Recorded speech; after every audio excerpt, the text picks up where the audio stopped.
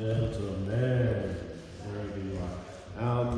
Welcome to Prof Nomad, also known as Sonny Boy Brumby, who's a special guest poet who's joined us today. He's come back from up the Cape. He hails from, or more just after the Cape, Sydney University, where he was a professor in linguistics. So please, when you've had a listen to his poetry, check out his poetry on the cards over there. But please give a warm welcome to Sonny Boy Brumby at the Australian Poetry Hall of Fame. Thank you. It's great to be here this morning. And I'm actually going to tell you guys a story. It's actually going to be a story of my own life, in a sense. As I tell you the story, I will tell you poems that I wrote at various points in my life as I've been living my life. So all the poetry that I'll be sharing actually comes from life and my experiences in life. So about 3 years ago, I stopped living in the city and I got a motorhome and I started living in the bush. And after about 2 years of doing that, I realized I actually needed to change my equipment and gear. So I've actually changed down to downgraded, I guess, to a ute with a pop-up tent on the top. And I just live there wherever I am. So wherever I park my ute, that's my home pretty much. I don't need much, and so it's pretty simple. Life is simple and easy. So as James was saying, that I actually am a professor at the University of Sydney. That is what gives me an income and allows me to live my life and travel the way I do. But along the way, I've been doing this pretty much all my life. I'm a child of refugees and slaves. I was born in Pakistan. My parents were born in British India, and they migrated and became refugees in the 1940s and late 1940s and early 1950s. And I essentially was born there, and then when I was very young, probably about 3-4 years old, my father had to go into exile, and he went to the Middle East, and then the rest of the family followed. So I essentially grew up in exile in Dubai with just family and friends, a few friends. And so in a sense, my life has been very withdrawn in a sense as well.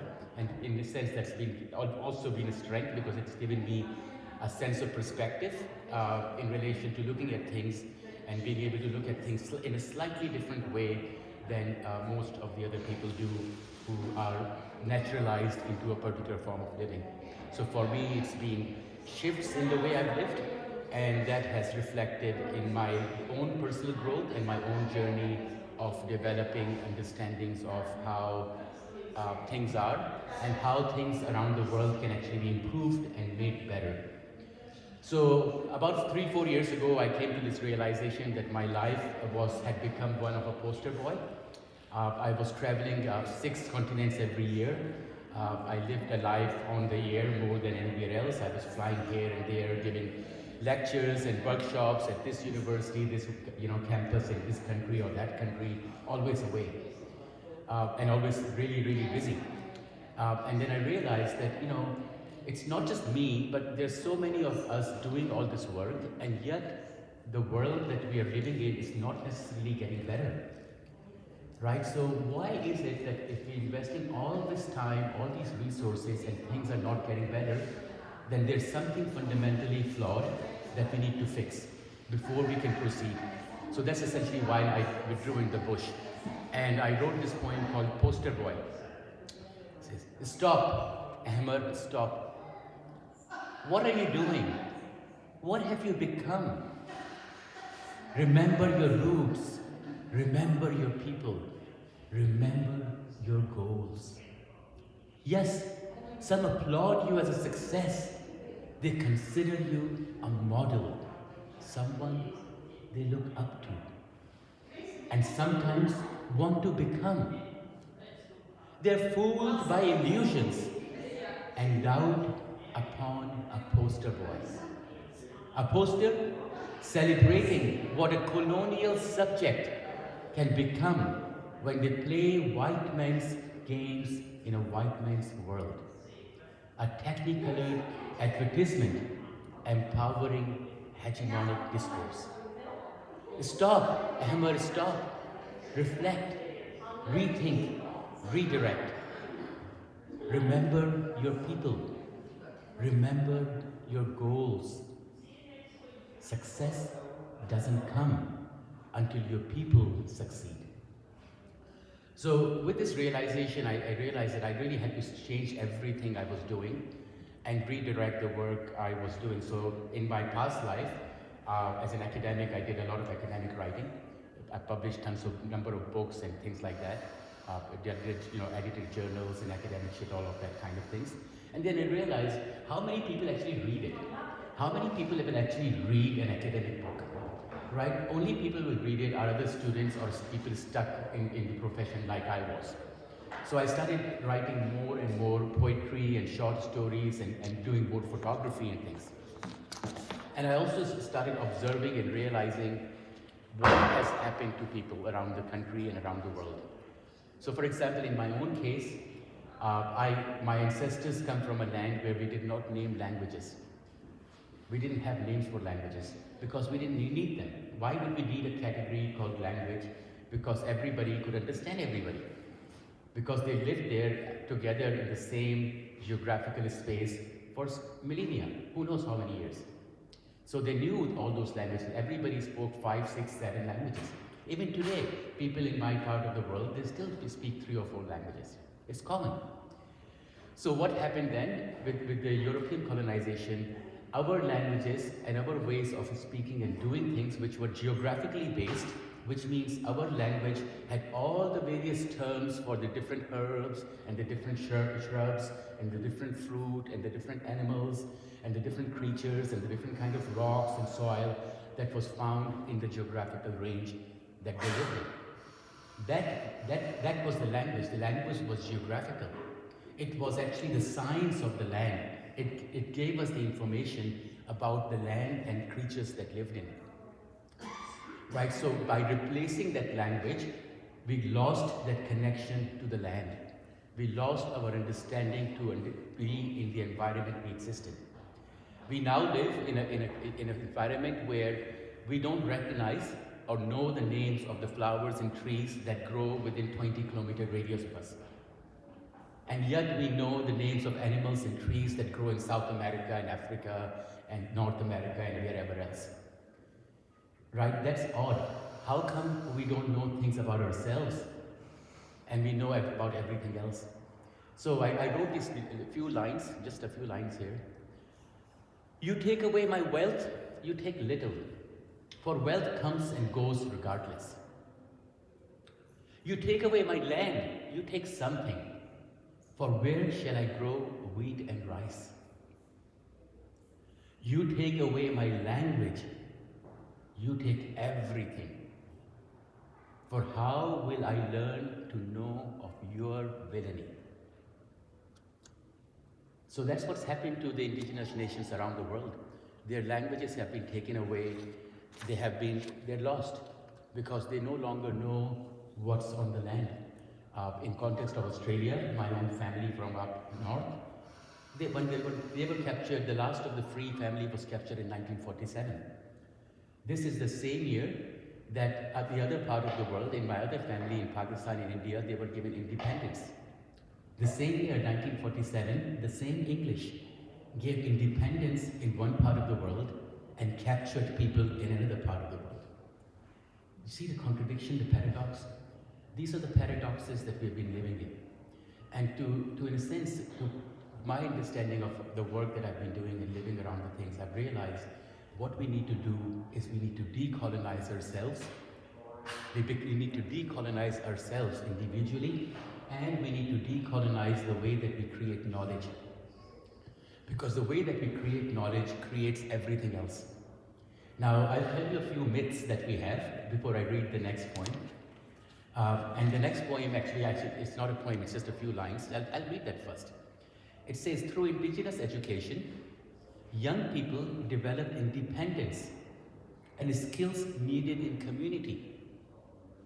Through modern education, young people develop dependence and the skills needed by corporations. Perhaps it is time to learn from indigenous education and reform modern education. Now, when I say this, what do I say? I'm saying that we need to go to the very fundamentals and the basis of very ways in which we make knowledge. So you would have heard of this philosopher named Descartes, right? And Descartes thought of this duality between the mind and the matter. So you would have heard statements like mind over matter, right? Why do they say that? Because they separate out the mind and the matter.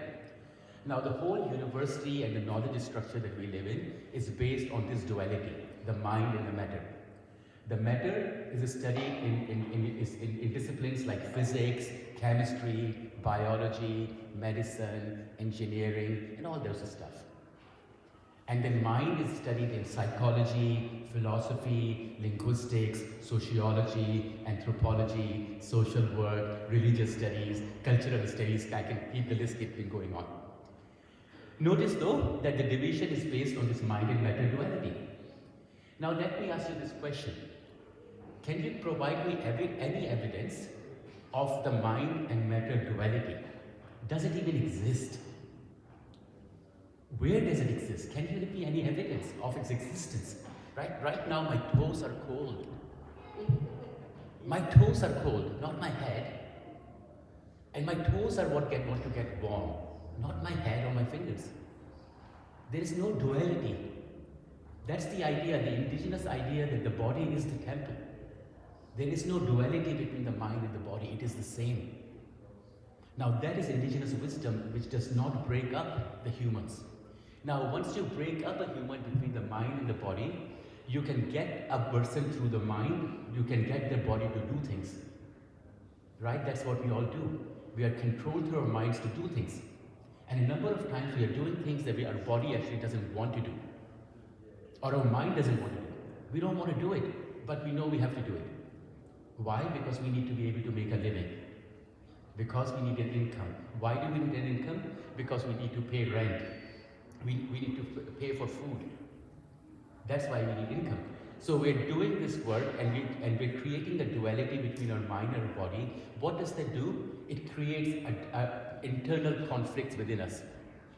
It creates internal conflicts within us where our mind and our body are internally conflicted. And through that, our body becomes weak and we get all kinds of diseases.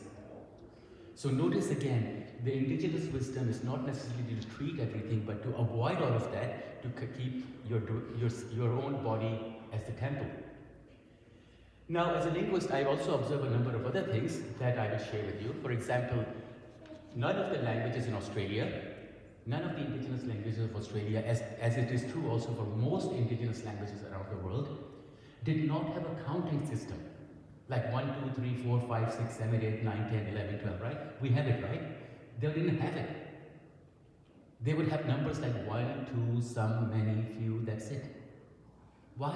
Because they live in the bush. They don't need to count. There's plenty. Either there is or there isn't. Right? Who needs numbers? Numbers are the need of traders. If you're trading, then you need numbers. Just like literacy, indigenous languages did not have literacy. They didn't have writing systems. So why? You don't need them. You can have history recorded through dance and music and songs, which can be performed across generations.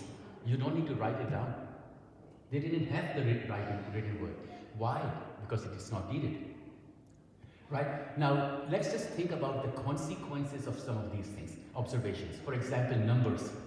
If we observe that numbers and like literacy are the need of the trading classes, not the indigenous populations, if the indigenous populations did not have numbers, then guess what?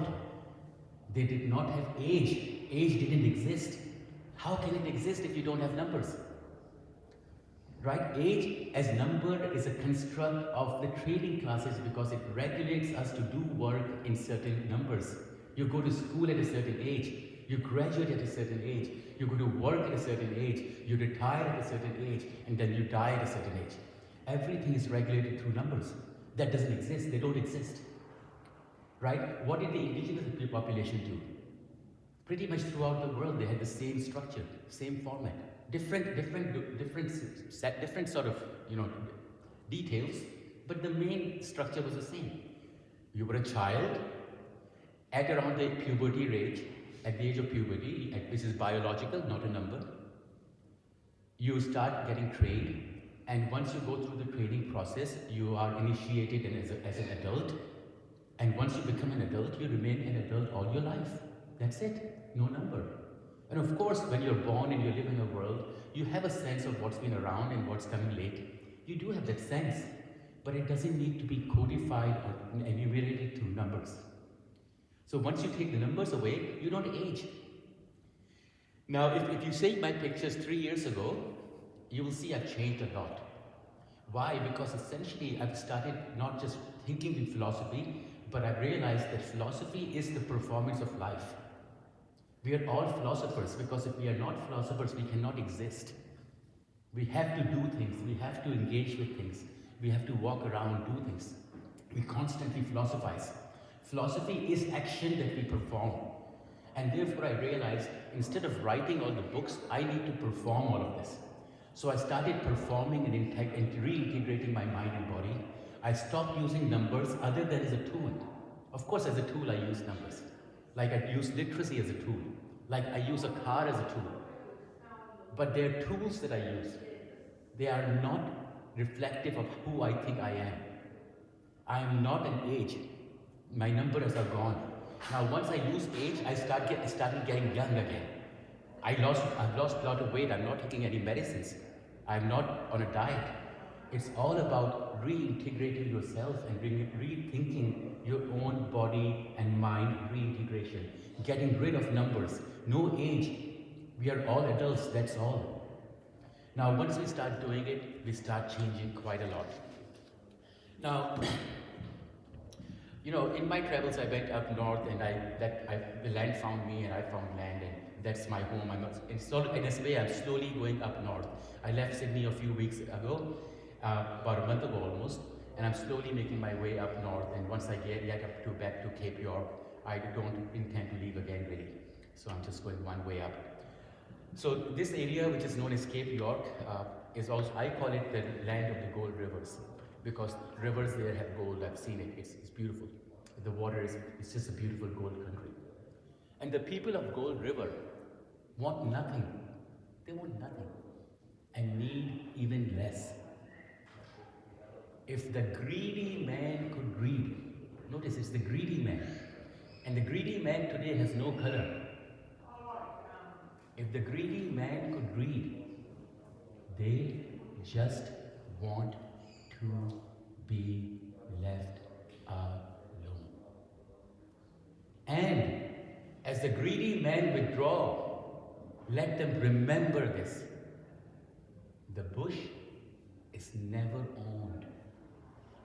It is shared with all that make it home.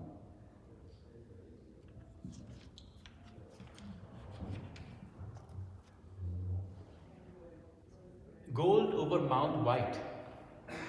Imagine the riches of a land drenched in gold. Golden dragonflies guarding glittering gorges. There, the people of Gold River reside. Their home, harmony, paradise. Gold glows over Mount White. Colors no words can describe. There, one gets lost in beauty. Paradise, harmony, home.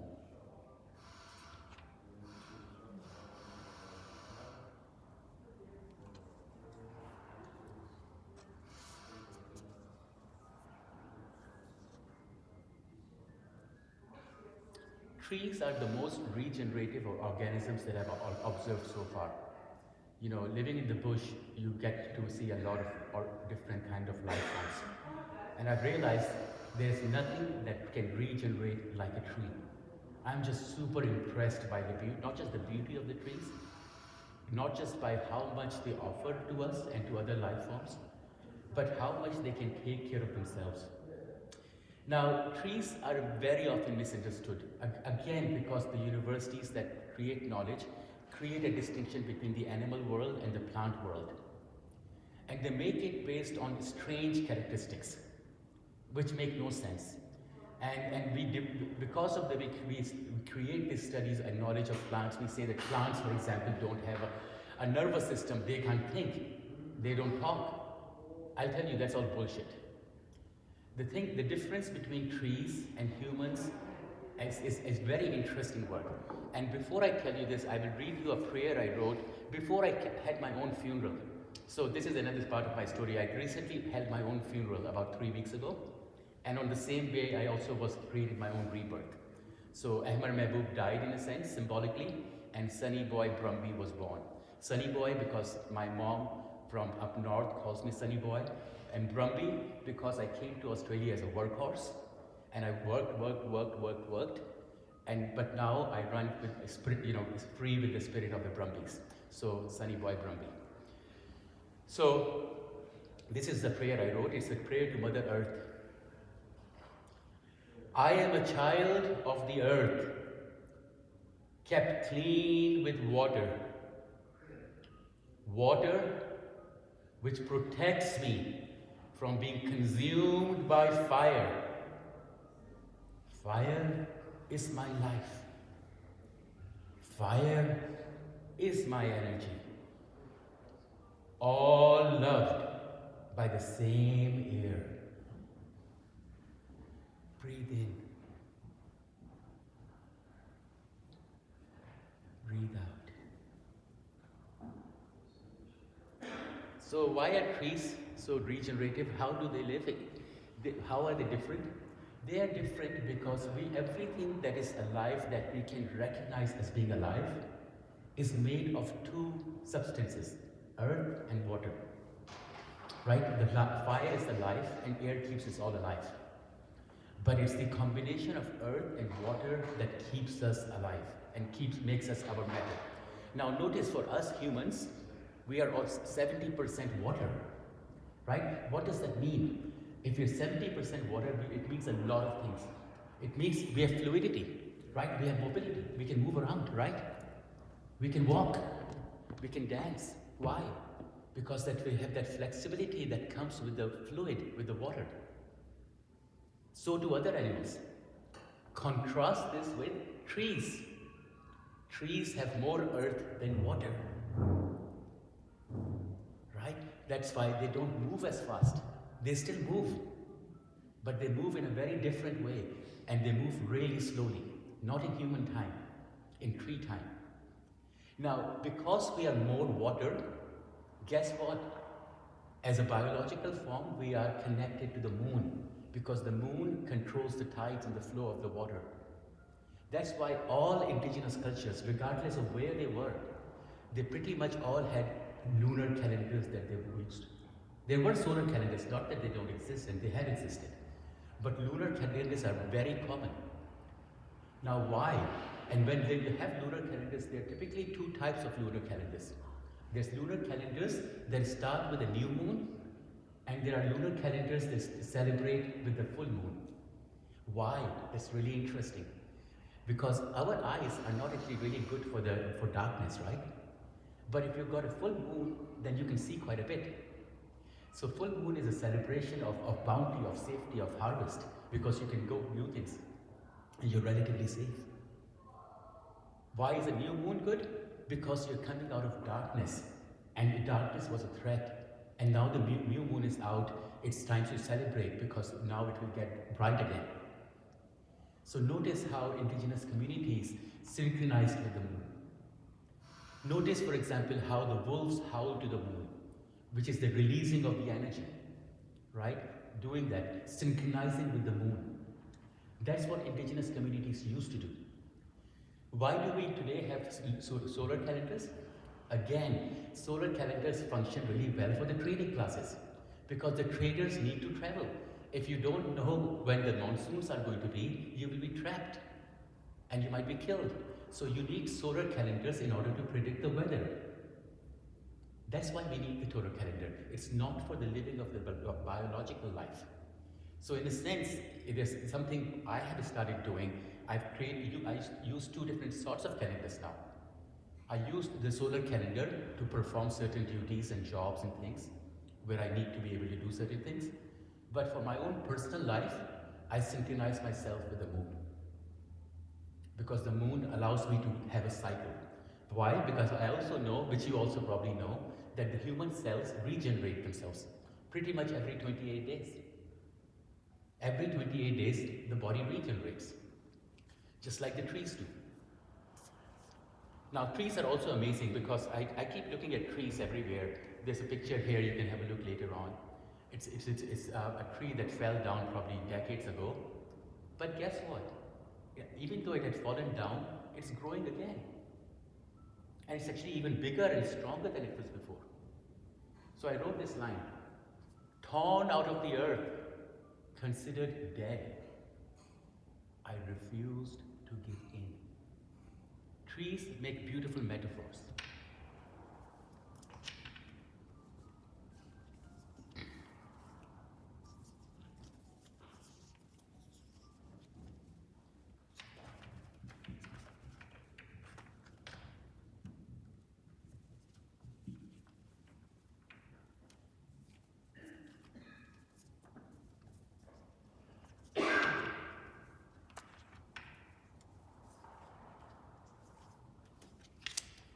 Here I found another place.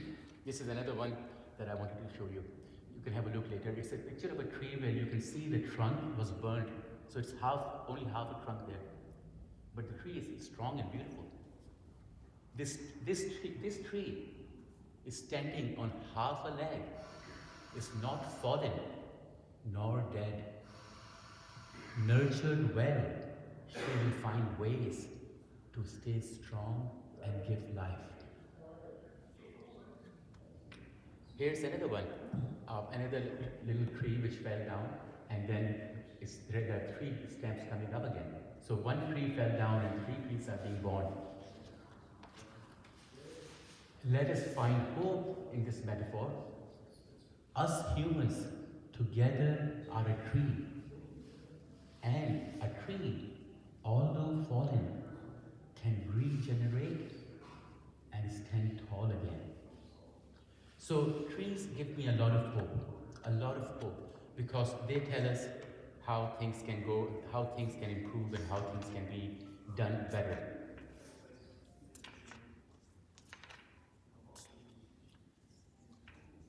But as you can probably observe around us, we see driving around the country and traveling around different parts of the world, I know we have not done good to the trees. The trees have been probably the species that have suffered the most through human greed, because we give them no respect. We just chop them up, thinking they're just trees. And we are now, of course, paying the consequences of a lot of those actions. I don't usually write songs, but I did try writing one once, and I'll try singing it to you. Let me just get myself together for it. The spirits of the forest live high in the canopies. When we cut their lodges, they die along with the trees. The beasts who fill the forests live amongst the brooks and mist. When we kill the rivers, they drown along with the fish. The lives who make this planet live near, live far in between. When we murder our earth, we destroy both lands and dreams. The spirits of the forest live high in the canopies. When we cut their lodges, they die along with the trees.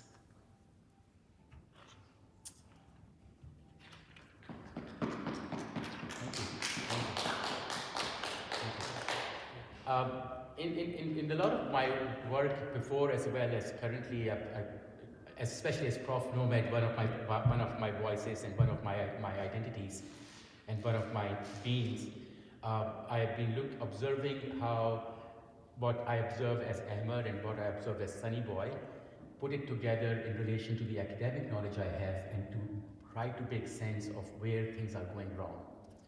So sometimes I write short statements and things with Prof Nomad, so I've got a couple of them here. Here's what I'll read one of this to you. Now, if the state takes away our biological right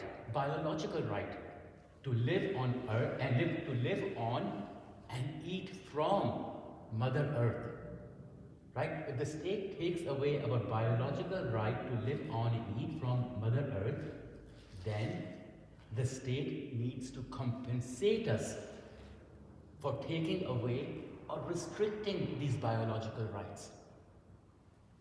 Now, this is a fundamental issue that I realized in my old life that I just couldn't deal with. And this is one of the reasons that I had to give myself a rebirth. Because I realized that there are only 3 fundamental biological rights, only 3. And I realized that I have been denied, like most of us are denied, all 3 of those rights. And so, in a sense, my rebirth is a chance for me to live again with 3 rights in text. Only 3 rights, not too many.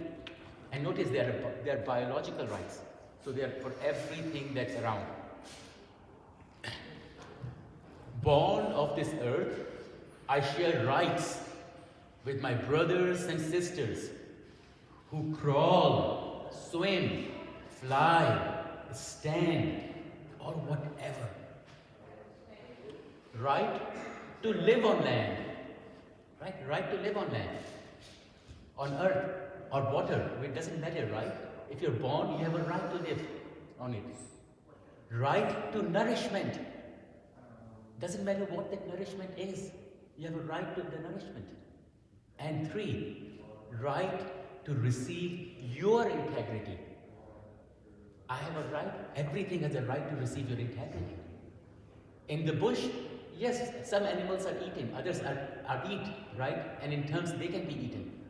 But you hunt it down and you eat it with integrity. You don't trap them into little cages and make them grow faster than they would grow naturally and then eat them. That is a lack of integrity. Right? It's the integrity that's so important. These 3 rights fulfilled, Mother Earth will keep me and all of us strong. Now, what this also means, as I said, these are the only 3 rights that I live by now. Only 3 rights. That means I don't believe in human rights anymore. Why? Because who creates human rights?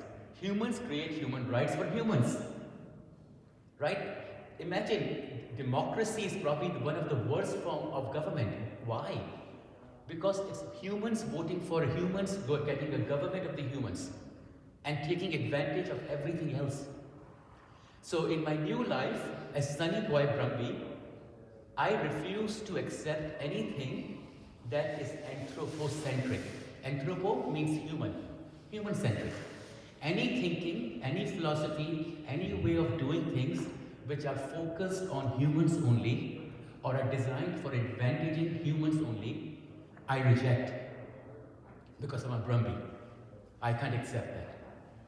It has to be something that is appropriate for everything. So not human rights, biological rights. Only 3 of them, not more. Notice, in our current lives, we don't have any of these rights. We don't have a right to live on earth. That's why we have to pay rent. We don't have the right to nourishment. That's why we have to go to a supermarket and buy food. And we don't get any integrity from anybody. Right? That explains to us why our lives are so messed up. When we don't have any of these fundamental rights fulfilled, it is a problem. Notice, in animals, even though we go out and capture them and kill them and do whatever, when they are born, they have these rights. And they maintain these rights unless we take them away. So humans take away other biological creatures' rights as well, and we construct human rights instead. So we create our attention, we create a whole discourse or a whole language or a whole set of conversations and get everybody focused on those conversations. And because we're all focused on those conversations, we don't actually get anything done. Why? This is another sort of a thing. We were all taught throughout our lives. I was taught, and as you have heard probably, and not just for me, it wasn't just in English, but any other language that I learned or studied as a linguist, that there's a past tense, right? There's a past tense, there's a present tense, and there's a future tense, right? We all live our lives through this. A past tense, a present tense, and a future tense. We learn this about every language. In this language, they do this: past tense, present tense, future tense, past tense, present tense, future tense. Then, when I was living in the bush, I started reflecting on my own oral language, my own mother tongue, and as well as English, which is my first language of literacy. And I realized that in the English language, there is no future tense. It doesn't exist. It doesn't exist. Right? I'll exemplify this. It doesn't take very long to see it. If you want to say walk, it's present, walk. I'm walking, walk. If you want to talk about past, you say walked. Right? What do you say? Walk, walked. Eat, ate. Right? Drive, drove. Notice there is a slight sound change. A slight sound change which marks the difference between present and past. If you want to talk about the future, you have to say, I will do this. I might do this. They might do that. Notice that is not a sound change. You have to add a lot of grammar to it. That means it's not a tense, its future tense doesn't exist.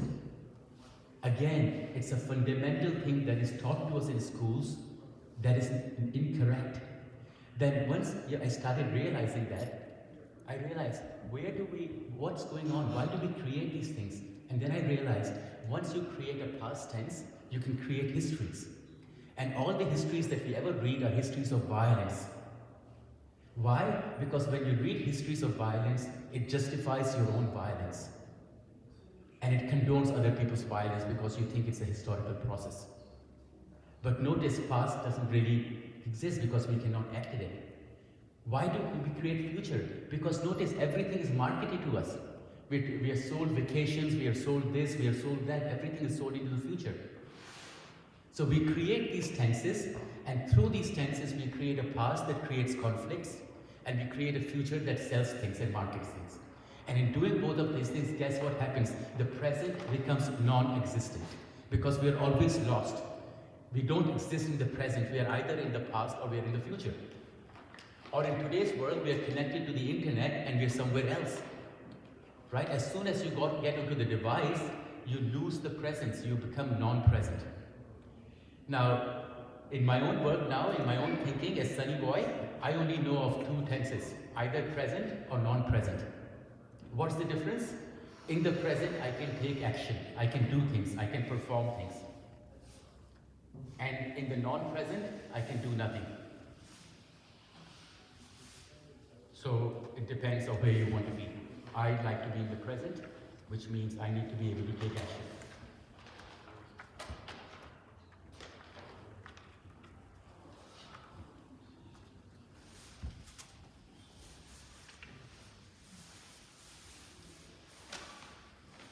So, as I said earlier, today the world, it's not a problem of race or color. That's not the problem. That might have been an issue in some parts of the world 200 years ago. But in today's world, race and color makes little difference, because the people who exploit us are not of a color, they are just greedy people. Greedy people. Right? So with greedy people, I have a question for you. What can never be given to the greedy? What can never be given to the greedy?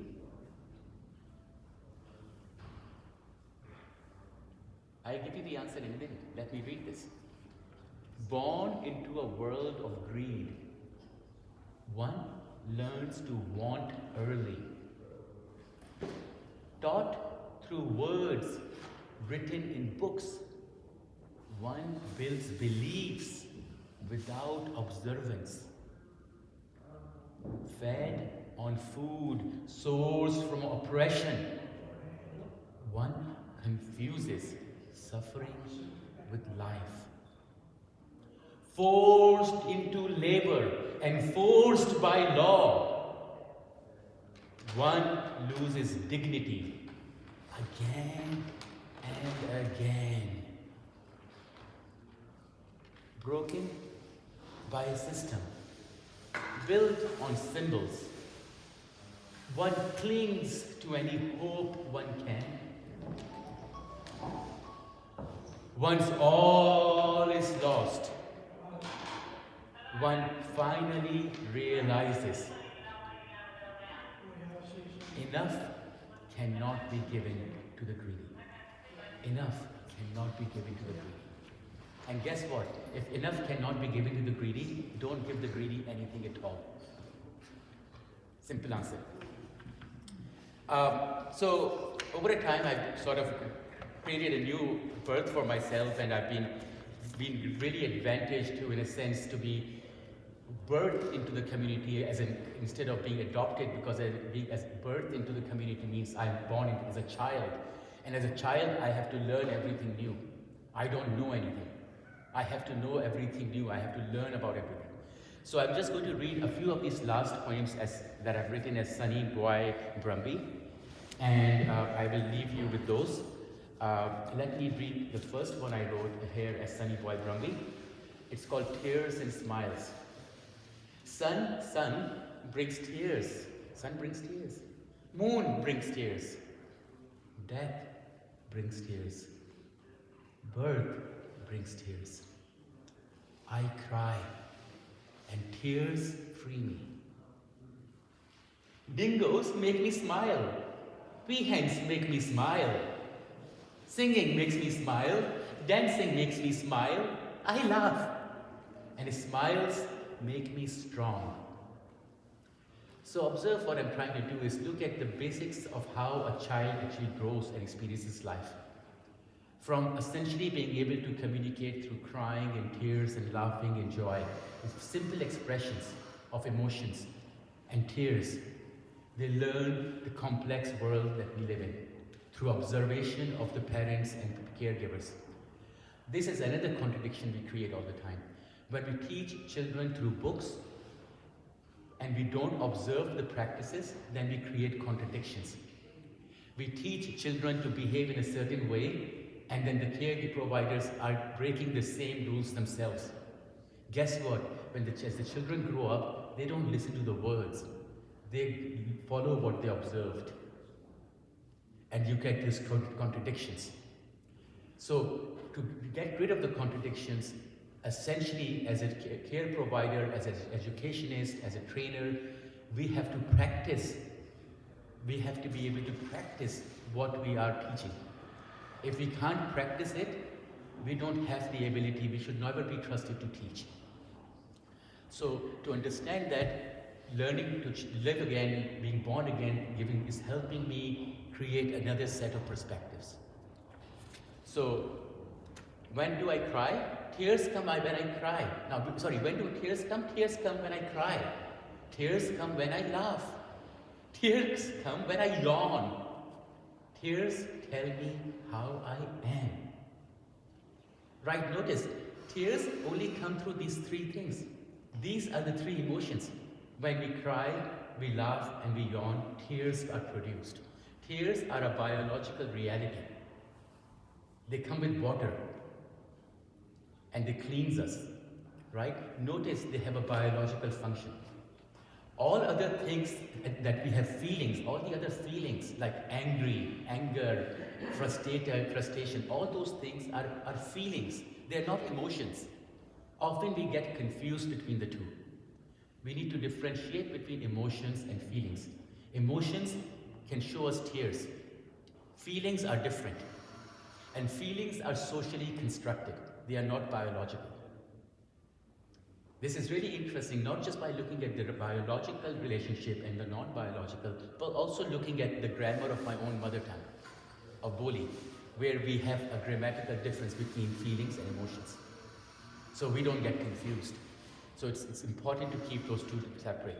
Now, when we do keep them separate, we have a lot of advantages. For example, here's the next one. Why are adults not like kids? Why are adults not like kids? We fight and then we are friends again. Why do adults stay angry? Anger is not a true emotion. It doesn't produce tears. But when someone is angry at me, I cry and tears come. I won't do what adults do. I will not make people cry. And I'll read you the last one for the day. It's something I wrote very recently. And it summarizes how another philosophy that I'm living with in my life now. It's very simple. It says, I was born, I can learn. I was born, I can learn. Thank you. But you do not need to teach me anything. I will learn with my elders and stay free and strong. Thank you, everybody. Thank you so much. So I've got these cards and things, happy to share them. Please take some if you like. They don't cost anything. I'm happy to share them. Thank you.